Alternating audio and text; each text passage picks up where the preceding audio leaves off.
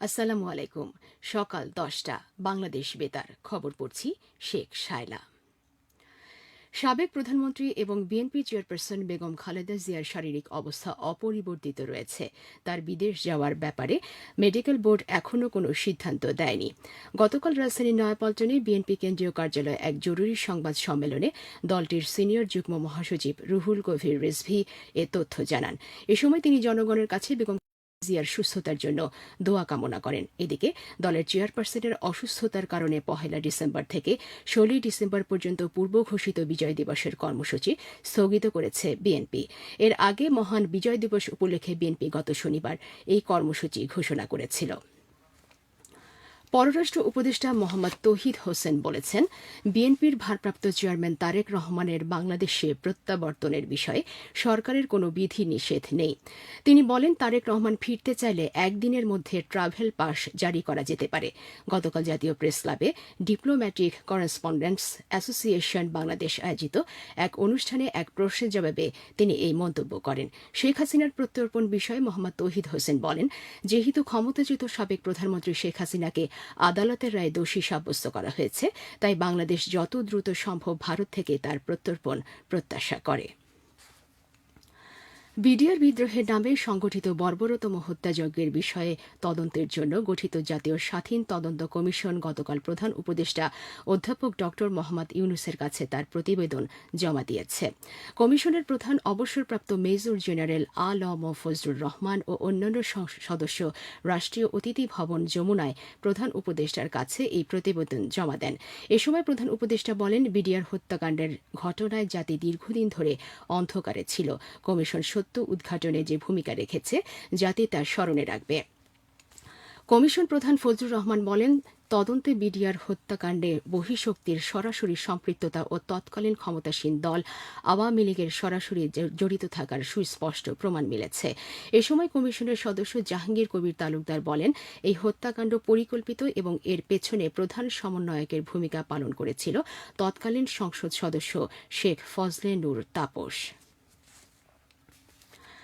জাতীয় নির্বাচন এবং গণভোট একসাথে করতে একটি ভোট কক্ষে ২টি গোপন বুথ করার প্রাথমিক সিদ্ধান্ত নিয়েছে কমিশন। গতকাল আগারগাঁওয়ে নির্বাচন কমিশন সচিবালয়ে বিভিন্ন মন্ত্রণালয়ের সচিব ও বিভাগের প্রধানদের সঙ্গে বৈঠক শেষে নির্বাচন কমিশনের সিনিয়র সচিব আক্তার আহমেদ সাংবাদিকদের একথা জানান। ক্ষমতাচ্যুত সাবেক প্রধানমন্ত্রী শেখ হাসিনা এবং তার বোন শেখ রেহানা ও তার কন্যা টিউলিপ রিজওয়ানা সিদ্দিক সহ ১৭ জনের বিরুদ্ধে ক্ষমতার অপব্যবহার করে রাজধানীর পূর্বাঞ্চলে ১০ কাঠা সরকারি প্লট বরাদ্দ নেওয়ার অভিযোগে দুদকের করা মামলার রায় আজ ঘোষণা করা হবে। ঢাকার বিশেষ জজের বিচারক রবিউল আলম এই রায় ঘোষণা করবেন। এর আগে গত ২৫ নভেম্বর আদালত রায় ঘোষণার জন্য দিন ধার্য করেন। পোপ চতুর্দশ লিও ইসরায়েল ফিলিস্তিন সংঘাত নিরসনে দ্বিরাষ্ট্র সমাধানের বিষয়ে ভ্যাটিকানের আগ্রহের কথা পুনর্ব্যক্ত করেছেন। পোপ বলেন, এটি একমাত্র সমাধান যা উভয় পক্ষের জন্য ন্যায় বিচার নিশ্চিত করবে। পোপ হিসেবে প্রথম বিদেশ সফরে গতকাল তুরস্ক থেকে লেবাননে বিমান যাত্রার সময় তিনি এই মন্তব্য করেন। এদিকে গাজা উপত্যকায় ইসরায়েলি হামলায় আরও ৩ জন ফিলিস্তিনি নিহত হয়েছে। খেলার খবর হকি। ভারতের তামিলনাড়ুতে গতকাল ১৪তম জুনিয়র হকি বিশ্বকাপে শক্তিশালী দক্ষিণ কোরিয়ার সাথে ৩-৩ গোলে ড্র করেছে বাংলাদেশ। বাংলাদেশের পক্ষে আমিরুল একাই ৩টি গোল করেন। এদিকে একই ভেন্যুতে আগামীকাল বাংলাদেশ তাদের গ্রুপের শেষ ম্যাচে ফ্রান্সের মোকাবেলা করবে।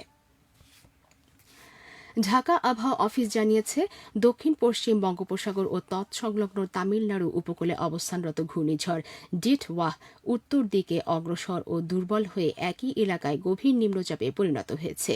এটি গতকাল সন্ধ্যা ৬টায় চট্টগ্রাম সমুদ্র বন্দর থেকে ১৭০৫ কিলোমিটার দক্ষিণ পশ্চিমে, কক্সবাজার সমুদ্র বন্দর থেকে ১৬৬০ কিলোমিটার দক্ষিণ পশ্চিমে, মংলা সমুদ্র বন্দর থেকে ১৫৬০ কিলোমিটার দক্ষিণ পশ্চিমে এবং পায়রা সমুদ্র বন্দর থেকে ১৫০০ 70 কিলোমিটার দক্ষিণ পশ্চিমে অবস্থান করছিল।